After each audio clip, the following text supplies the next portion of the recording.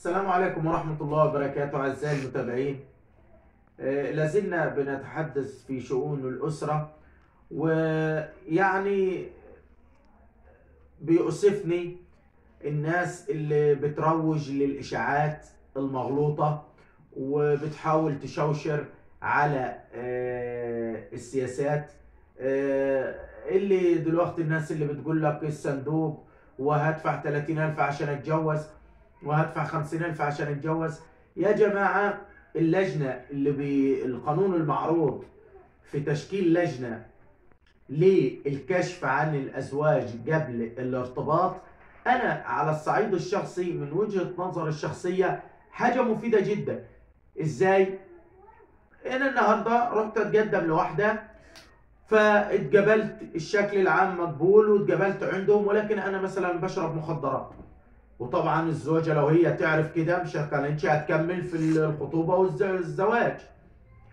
طيب فيها ايه لما انا اكشف على الزوج او الزوجة عشان مرميش واحدة في المهالك تاخد واحد وبعد كده تتفاجئ ان هو بيشرب مخدرات وتعيش حياتها كلها مدمرة، وحتى لو كملوا مع بعض هتبقى مكملة في عذاب ومع شخص غير اهل للمسؤولية. مش عيب ان انا اكشف عليهم؟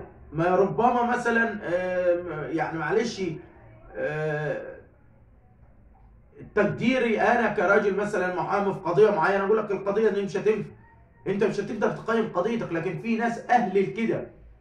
كمان موضوع ال 30 وال 40 لحد دلوقتي مبلغ الصندوق ما اتحددش، ده بيقال ان هي 500 جنيه يعني كده. احنا ما بنتكلمش على الناس مثلا المشاهير اللي بتتجوز وبتكتب مثلا ملايين مؤخر ومقدم والكلام ده كله، هي دي الناس اللي ممكن تدفع نسبة. لكن الراجل الطبيعي العادي اللي هو المتوسط بتاع الشعب كله، كلام يعني حاجة رمزية. فما تحاولوش تروجوا الاشاعات الغرض منها يعني تعطيل حال الشباب عن الجواز والكلام ده كله. اعقلها وتوكل ومفيش اي مشكله وان شاء الله خير. والكشف على الزوجين والله يعني من باب الصالح للعامه، لان بالضرء لمشاكل كتير. لربما ممكن هما الاثنين مع بعض ما يتوافقوش ان هما يخلفوا مثلا فينفصلوا، او يتجوز عليها او هي تعيش مثلا من غرب الطفل يعني.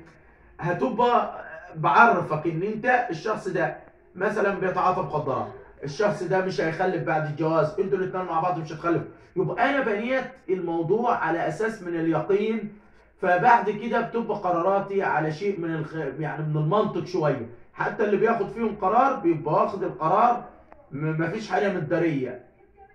انتظروني في فيديو جديد ومعلومه جديده.